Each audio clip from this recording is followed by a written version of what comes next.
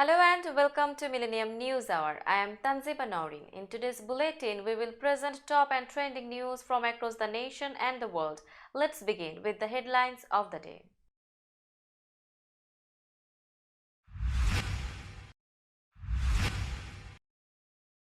US says China balloon could collect intelligence signals.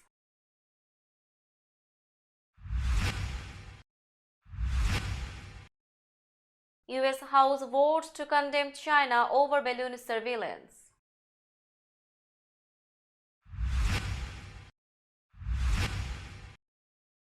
Biden's oil comments spark debate over energy production.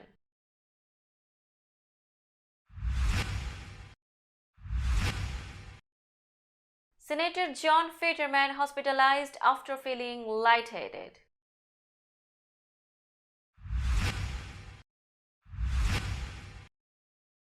Air near Ohio derailment safe for residents to return home.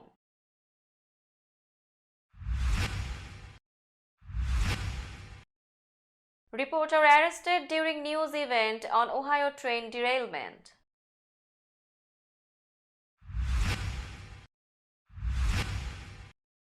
US-UK impose cybersecurity sanctions on Russian group.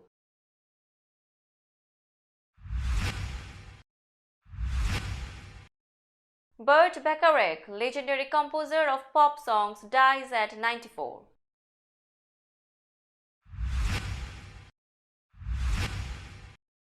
Survivors struggle to stay warm, fate in earthquake aftermath.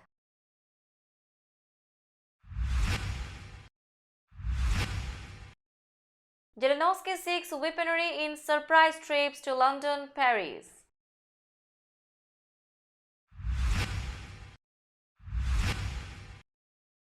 Ukraine's Zelensky makes emotional appeal for EU membership.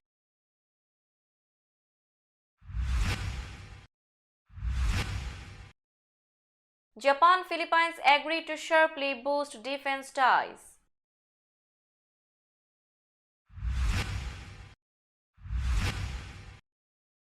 Earthquake hits Indonesia, killing 4 as restaurant collapses.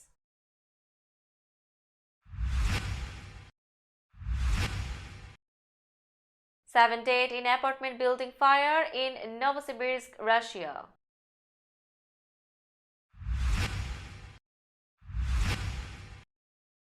Ghana soccer player Atsu's well-being whereabouts unknown.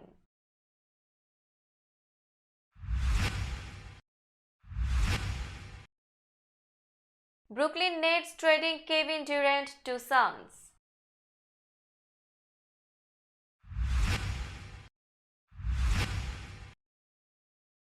Chiefs Mahomes says ankle will be ready for Super Bowl.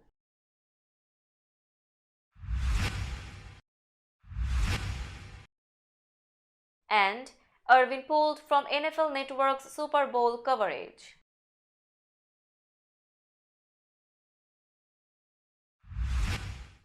Now news in detail. China's balloon that crossed the United States was equipped to collect intelligence signals and was part of a huge military-linked aerial spy program that targeted more than 40 countries, the Biden administration said Thursday, outlining the scope and capabilities of the huge balloon that captivated the country's attention before the US shot it down. A fleet of balloons operates under the direction of the People's Liberation Army and is used specifically for spying, outfitted with high-tech equipment designed to collect sensitive information from targets across the globe, the US said. Similar balloons have floated over 5 continents, according to the administration. The statement from a senior State Department official offered the most detail to date, linking China's military to the balloon that was shot down by the US last weekend over the Atlantic Ocean. The public details are meant to refute China's persistent denials that the balloon was used for spying, including a claim Thursday that US accusations about the balloon amount to information warfare against Beijing. In Beijing, before the US offered new information, Chinese Foreign Ministry spokesperson Mao Ning repeated her nation's insistence that the large unmanned balloon was a civilian meteorological airship that had blown off course and that the US had overreacted by shooting it down.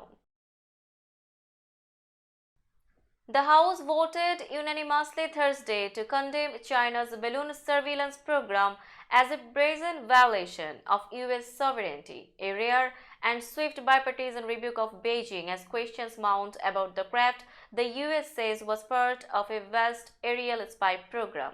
The 4190 action comes as lawmakers clamoring for information about the white balloon that flew over American skies were being briefed by US officials in a classified session.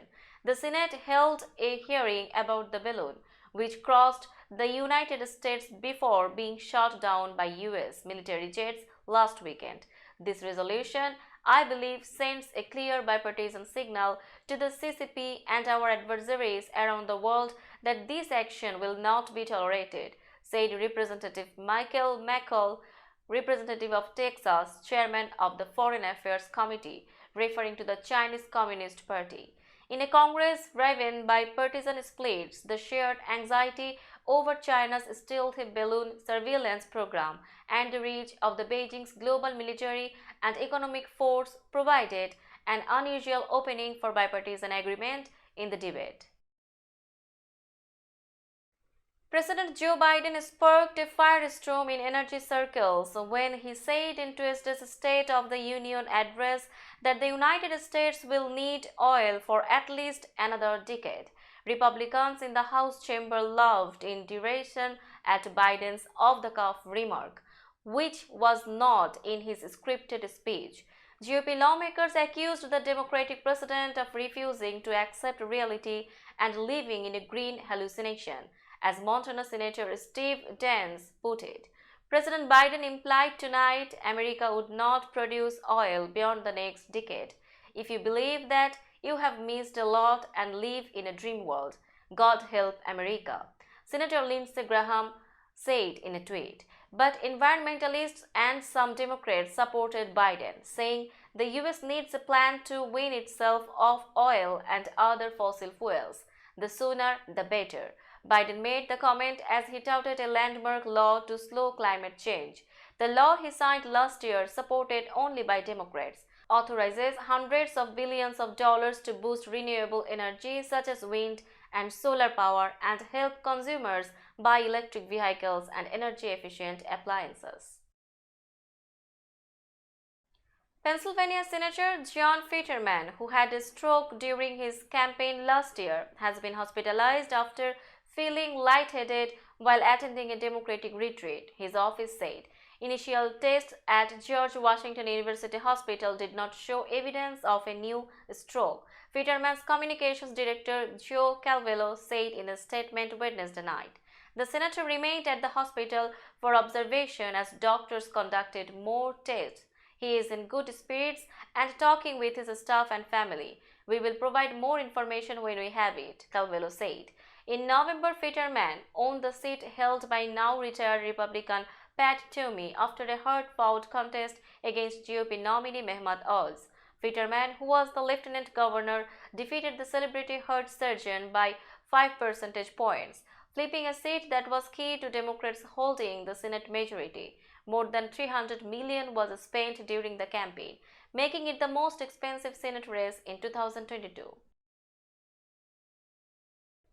Evacuated residents can return to the Ohio village where crews burned toxic chemicals after a train derailed 5 days ago near the Pennsylvania state line now that monitors show no dangerous levels in the air, authorities said Wednesday.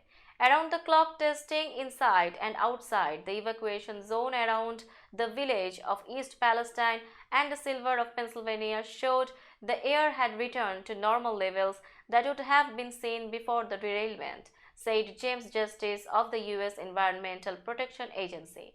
Hundreds and hundreds of data points we have collected over the time show the air quality is safe, he said. Residents were ordered to evacuate when authorities decided on Monday to release and burn 5 tankers filled with vinyl chloride, sending hydrogen chloride and the toxic gas phosgene into the air. Monitors did detect toxins in the air during the controlled burn at the derailment site, but other samples outside that area did not, Justice said.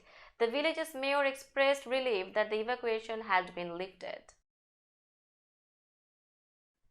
A broadcast reporter was pushed to the ground, handcuffed, and arrested for trespassing while covering a news conference about the derailment of a train carrying toxic chemicals in Ohio. News Nation posted video of correspondent Evan Lambert being arrested Wednesday in the gymnasium of an elementary school in East Palestine, where Governor Mike DeWine was giving an update about the accident. Lambert was held for about 5 hours before being released from jail, News Nation reported. At the end of his news conference, DeWine said he didn't authorize the arrest and reporters have every right to report during briefings. The US Treasury Department on Thursday announced a joint US-UK effort to sanction Russian cybercriminals as the one-year anniversary of Russia's invasion of Ukraine nears, and Treasury tightens its efforts to financially punish violators of existing sanctions. The US coordinated with the United Kingdom to impose sanctions on 7 people that it said are part of the Russia-based cybercrime gang TrickBot. All members are listed as living in Russia or Russian-occupied Ukraine. TrickBot is named for a strain of Trojan viruses originally used to steal financial data. The viruses have infected millions of computers worldwide, including ransomware attacks that targeted hospitals in the United States at the height of the COVID-19 pandemic in 2020, UK officials said. In a statement, Treasury said the sanctioned men included developers, money launderers, and a senior figure, Vitaly Kovalev, who it said was indicted in federal court in New Jersey in connection with 2009 and 2010 bank hacks that predated his involvement with the TrickBot group. The US statement said current members of the TrickBot group are associated with Russian intelligence services, but did not allege the sanctioned men worked with those services. Burt Bacharach, the singularly gifted and popular composer who delighted millions with the quirky arrangements and unforgettable melodies of Walk On By, Do You Know the Way to San Jose, and dozens of other hits, has died at 94. The Grammy, Oscar, and Tony-winning Bacharach died Wednesday at home in Los Angeles of natural causes, publicist Tina Brussom said Thursday. Over the past 70 years, only Lennon-McCartney, Carole King, and a handful of others rivaled his genius for instantly catchy songs that remained performed, played, and hummed long after they were written. He had a run of top 10 hits from the 1950s into the 21st century, and his music was heard everywhere from movie soundtracks and radios to home stereo systems and iPods. Whether Alfie and I Say a Little Prayer or I Will Never Fall in Love Again, and This Guy's in Love with You. Now it's time for global updates.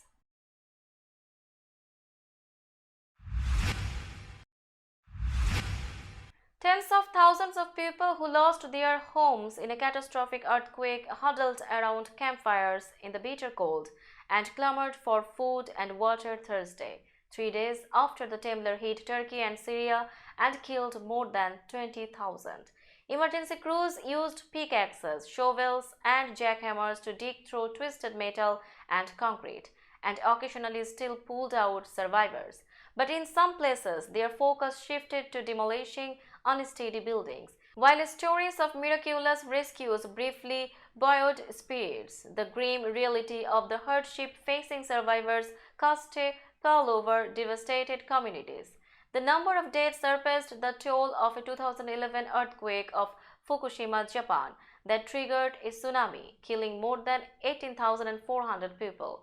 In northwest Syria, the first UN aid trucks to enter the rebel-controlled area from Turkey since the quake arrived, underscoring the difficulty of getting help to people in the country riven by civil war. In the Turkish city of Antakya, dozens scrambled for aid in front of a truck distributing children's coats and other supplies. Ukrainian President Vladimir Zelensky sought Western support for his country in surprise visits to Britain and France on Wednesday, pushing for fighter jets to battle Russian invaders in a dramatic speech to the UK Parliament, and then flying to Paris to meet the French and German leaders over dinner at the Elysee Palace. On Thursday, Zelensky joined EU leaders at a summit in Brussels, which German Chancellor Olaf Scholz described as a signal of European solidarity and community. Zelensky's European tour and pleas for more advanced weapons came as Ukraine braces for an expected Russian offensive and hatches its own plans to retake land held by Moscow's forces. Western support has been key to Kiev's surprisingly stiff defense, and the two sides are engaged in grinding battles. President Vladimir Zelensky said Thursday that a Ukraine that is winning its war with Russia should be a member of the European Union, arguing the bloc wouldn't be complete without it.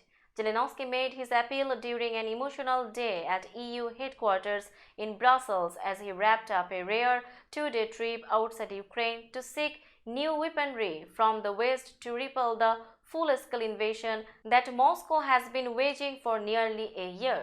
As he spoke, a new offensive by Russia in eastern Ukraine was underway. Zelensky, who also visited the UK and France, received rapturous applause and cheers from the European Parliament and the summit of the 27 EU leaders, insisting in his speech that the fight with Russia was one for the freedom of all of Europe. A Ukraine that is winning is going to be a member of the European Union, Zelensky said, building his appeal around the common destiny that Ukraine and the bloc face in confronting Russia. Europe will always be and remain Europe as long as we take care of the European way of life, he said. He added that membership talks should start later this year, an ambitious request considering the huge task ahead. Such a move would help motivate Ukrainian soldiers in their defense of the country. The leaders of Japan and the Philippines agreed Thursday to sharply boost their defense ties, allowing Japanese troops greater access to Philippine territory as tensions rise in Asia amid China's growing influence. Philippine President Ferdinand Marcos Jr. is visiting Japan shortly after he and U.S. Secretary of Defense Lloyd Austin reached an agreement on allowing the United States more access to Philippine military bases to keep China's territorial ambitions in check. The defense arrangement signed by Marcos and Japanese Prime Minister Fumio Kishida will allow Japanese troops to join training exercises to respond to natural disasters and humanitarian needs in the Philippines. The agreement is seen as a step toward broader military cooperation and could lead to similar agreements between Japan and other Southeast Asian nations. A shallow earthquake shook Indonesia's easternmost province of Papua on Thursday, killing 4 people who were unable to escape when a floating restaurant collapsed into the sea. The U.S. Geological Service said the magnitude 5.1 earthquake hit residential areas in Jayapura near Papua's northern coast and was centered at a depth of 22 kilometers. Shallow quakes often cause more damage on the Earth's surface. The residents were really panicked. "I was in a car and I felt like the car's wheels were lifted up," said Tri Asi, a resident of Jayapura, Papua's capital. Officials said 4 people who were inside a floating restaurant died when the quake caused it to collapse into the sea. The bodies of the 4 victims have been recovered. National Disaster Mitigation Agency spokesperson Abdul Muhari said at a news conference. The victims were trapped under the rubble of the cafe and covered by the roof.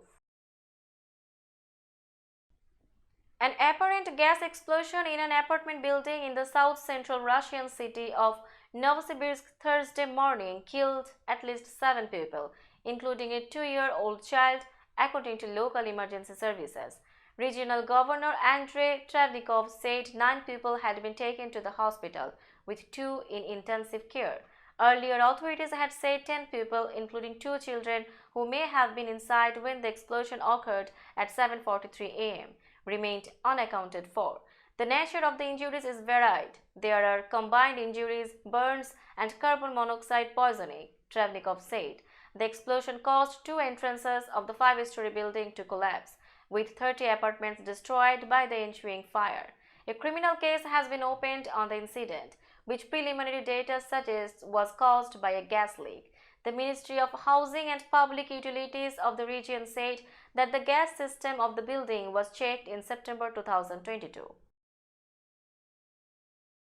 Now it's time for business news.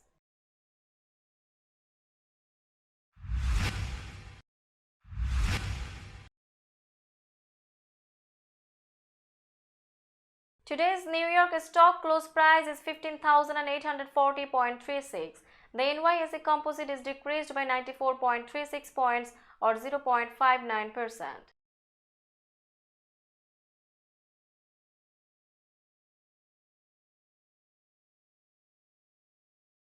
Tokyo stock close price is 27,584.35.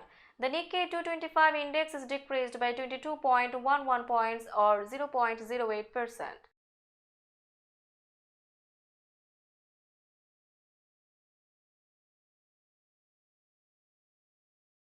Shanghai stock close price is 3,270.3826. The Shanghai Composite Index is increased by 38.28 points or 1.18%.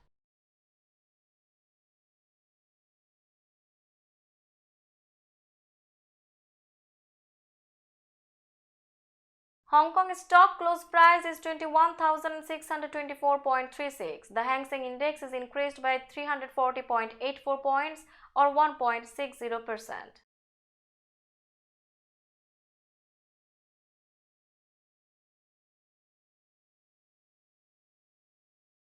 Bombay stock close price is 60,806.22. The Sensex Index is increased by 142.43 points or 0.23%.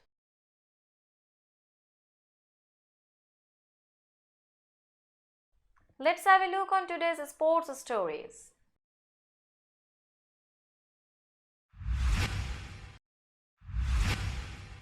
Ghana international soccer player Christian Atsu is missing after the earthquake in Turkey, his club and agent said Thursday. Following earlier reports, he was rescued from the rubble of a collapsed building and taken to a hospital.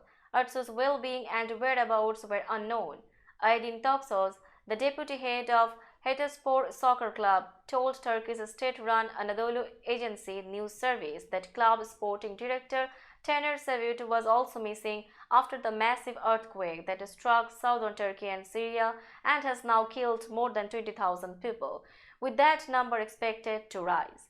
The 31-year-old Atsu, who previously played for English clubs Chelsea and Newcastle, signed for Hatayspor late last year. The club is based in the southern city of Antakya, near the epicenter of the earthquake that struck in the early hours of Monday and devastated the region. Atsu and Savut were believed to have been in buildings that collapsed, the club had said. Kevin Durant's time in Brooklyn ended early Thursday when the Nets agreed to trade him to the Phoenix Suns, a person with knowledge of the details said. The Suns will send Cam Johnson, Mikal Bridges, Jay Crowder, 4 first-round picks and additional draft compensation to the Nets for the 13-time All-Star. The Suns also receive forward T.J. Warren in the deal. The person told the Associated Press on condition of anonymity because the trade is not yet official. On the other hand, the Los Angeles Lakers are trading Russell Westbrook to Utah and reacquiring guard D'Angelo Russell from Minnesota in a 3-team, 8-player deal. A person with knowledge of the trade told the Associated Press on Wednesday night. The person spoke on condition of anonymity because the teams hadn't announced the major deal made ahead of the NBA's trade deadline Thursday.